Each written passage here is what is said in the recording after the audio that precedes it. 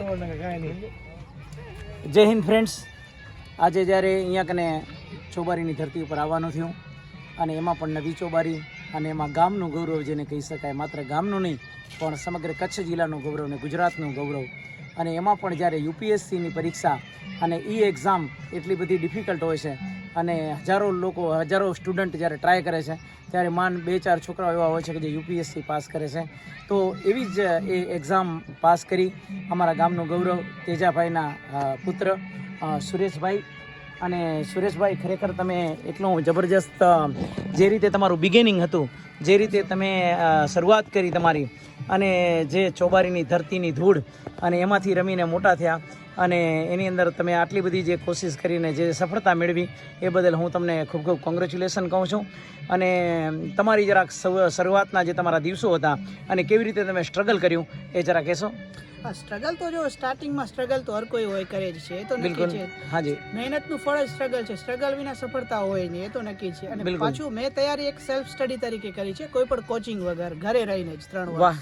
કોઈ પણ 1 રૂપિયાનો મેં કોચિંગ માટે ક્યાંય 1 રૂપિયાનો પણ ખર્ચો નથી કર્યો. નેશનલ લેવલે જે મેં મારું પ્રાથમિક ધોરણ નવી ચોબારી 1 થી 8 કર્યું છું.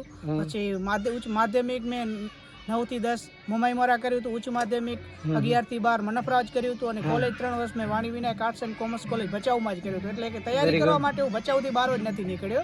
એક કોમ્પ્યુટરના માધ્યમથી ને ઇન્ટરનેટના માધ્યમથી સેલ્ફ સ્ટડી કરીને જ મેં મારી સક્સેસ સ્ટોરી હાંસલ કરી છે. બિલકુલ બિલકુલ, વાવ, બહુ ગ્રેટફુલ રિયલી.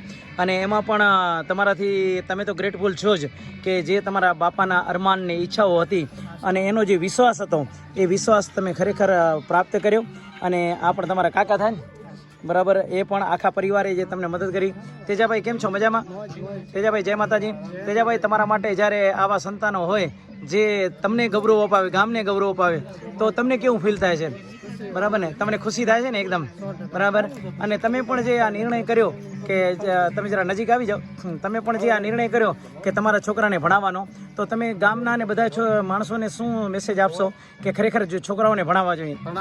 ખરેખર સાહેબ એમને, હા, તો ખરેખર એમને એ કહે છે કે છોકરાઓને ભણાવવા જોઈએ. અને બીજું એક મેસેજ છે ને તમે તમારા રીતે એ આપો કે અત્યારે જે સ્ટુડન્ટ ભણવા જઈ રહ્યા છે, ઓકે, જે માધ્યમિકમાં છે અથવા તો પ્રાથમિકમાં છે અથવા તો કોલેજ લેવલ ઉપર છે, તે એ લોકોને પોતાનો ગોલ સમજવો જોઈએ. જે રીતે તમે કીધું કે arise awake and stop not till the goal is reach. Okay, so all student બધા જે જાય છે સ્કૂલમાં એ ખરેખર પોતાનો ગોલ બનાવીને સ્કૂલમાં ભણવાનું છે, ભણે, પણ ઇતર પ્રવૃત્તિને જે ફાલતુ જે ઘણી વખત જે એક્ટિવિટી કરતા હોય છે એ ન કરવી જોઈએ. એના માધ્યમથી ગેરમાર્ગે સજે દોરાઈ જાય છે ને, એ બહુ નેગેટિવ પોઈન્ટ છે કે અત્યારે સોશિયલ મીડિયાનો જે અત્યારના સ્ટુડન્ટ છે ગેરઉપયોગ કરીને એમનું કરિયર બરબાદ કરી નાખે છે.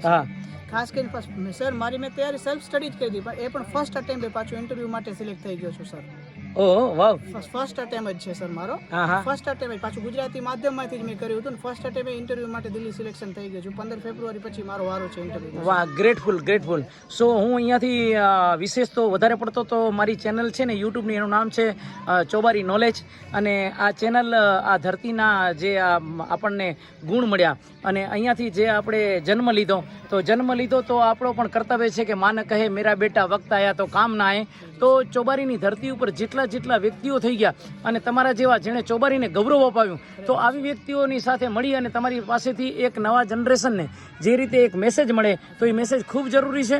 તો અત્યારે છોકરાઓને તમે એક મેસેજ તમારા તરફથી એ આપો કે તમે ભણવા જાઓ છો તો ભણો, અને તમારા બાપાએ જે તમારા ઉપર વિશ્વાસ રાખ્યો છે વિશ્વાસને શર્મિંદા ન થવા દો. જે તમારો અત્યારે સ્ટડીમાં જે કોલેજ સમય છે ને, તમારો ગોલ્ડન સમય છે, એ સમયને તમે વ્યર્થ ના કરો.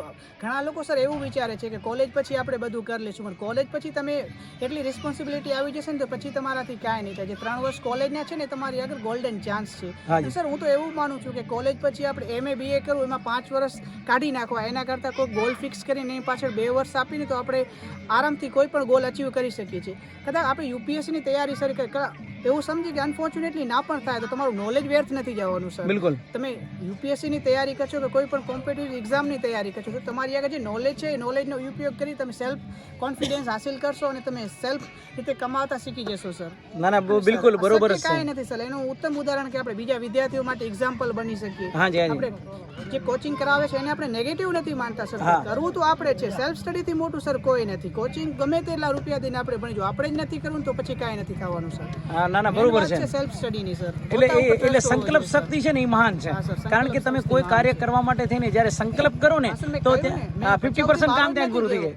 ભચાઉ શહેરથી કચ્છથી બહાર જ નથી કે નીકળ્યો કે સ્ટડી કરવા માટે. વિચાર કરો ખાલી ગામડામાં જે મારા ફ્રેન્ડ છે કાનાભાઈ છે મિત્ર તરીકે એમ જે સાથે જ રહેતા એ મને ઓળખે છે કે અમે નાના હતા તે આટલી બધી ક્રિકેટ રમતા, પણ જ્યારે કોલેજ ગયો ને ત્યારે મને ખરેખર એવું સમજણ આવ્યું કે નહીં અત્યારે હરીફાઈનો જમાનો છે, વર્લ્ડ ક્યાંય આગળ નીકળી ગયો છે, આપણે આપણી છબી બનાવવા માટે સર થોડુંક સ્ટ્રગલ કરી અને સક્સેસ હાંસલ કરવી પડશે સર.